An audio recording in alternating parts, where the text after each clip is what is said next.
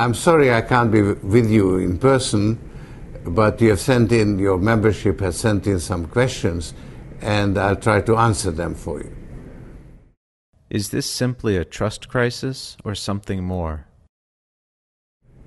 This is more than a question of trust.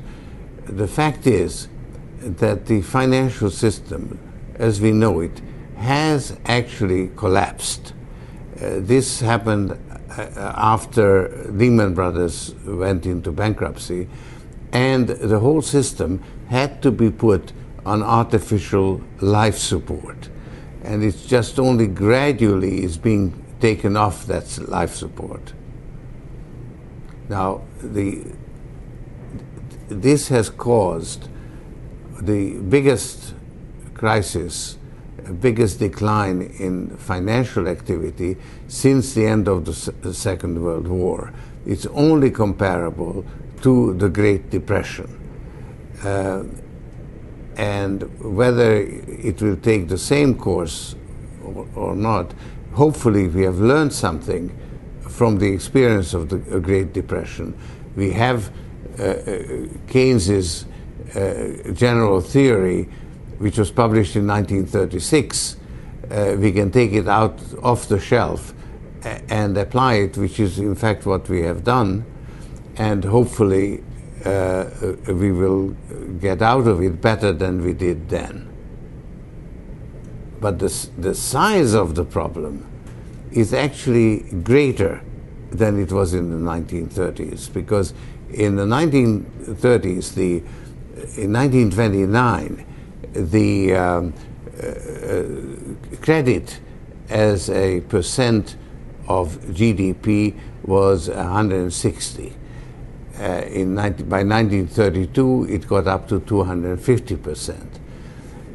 In 2007, credit as a percentage of GDP was 360, and probably will reach 500 before it peaks.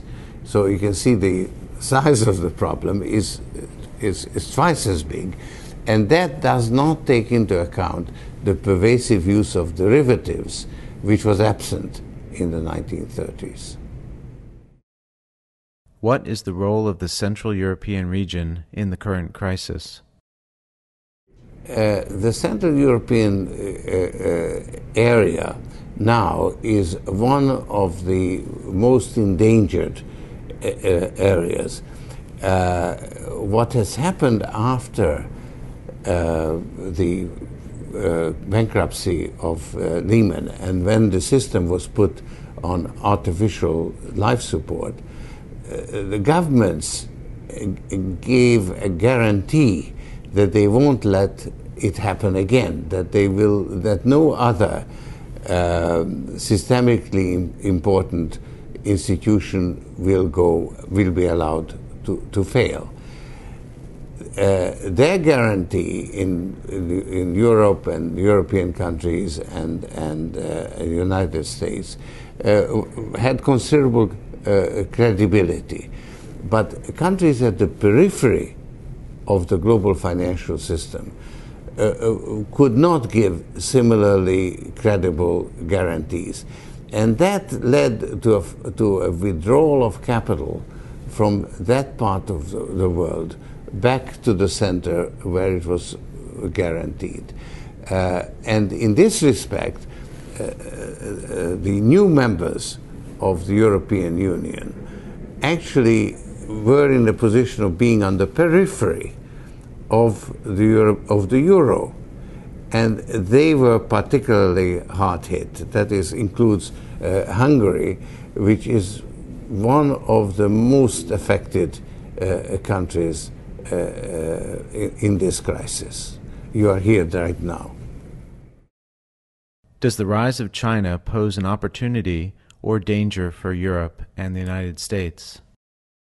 Well, you know, in Chinese, a crisis it has the same symbol as opportunity, and that is actually applies to the rise of China, because let's face it, China is likely to emerge from the recession sooner, and its influence in the world is going to rise much faster than currently anticipated, because at the margin they will be a positive force, while the United States for the next few years at the margin is likely to be a negative force. And therefore, obviously, all the other countries will be turning towards China, because it will be a source of positive development at the margin. And even though China is much, much smaller than the United States, it will have this kind of positive role in the world economy. For the last decade or more, the main motor of the world economy was the US consumer. That is now changed. The US consumer is going from a zero savings rate to probably overshooting by going up to, let's say, 13%. So the US consumer is going to be retrenching, while China will stimulate its domestic economy and will be willing to finance its exports by extending credit. They did that to the United States. Now the United States is no longer in a position to expand its consumption. They will do it with other countries, and that's how they will become this, let's say, substitute motor, much, much smaller than the United States was, and that's why the world economy is going to be likely to be growing much slower than it was in the last 25 years. Will the crisis create any change in the way international financial institutions operate? Yes, I think that basically they were allowed far too much freedom to operate, and because it involves the use of credit. In the end, they could not be allowed to fail, and therefore they had to be bailed out by governments. So whether they like it or not, there has to be an implicit insurance of the institutions that are involved in providing credit. And if they have that kind of guarantee or insurance, then they have to be more closely supervised and regulated so that they don't break down.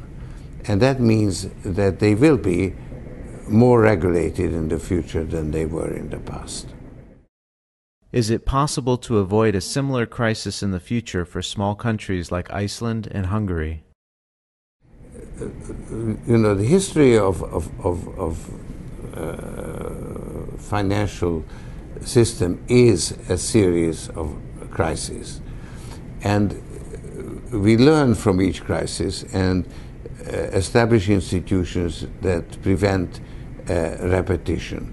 So I hope and trust that there will be changes that will prevent a repetition of this crisis. But since we operate with imperfect understanding, that applies to the regulators as well as to the market. There are liable to be breakdowns in the system in the future also, and we must remain vigilant and look for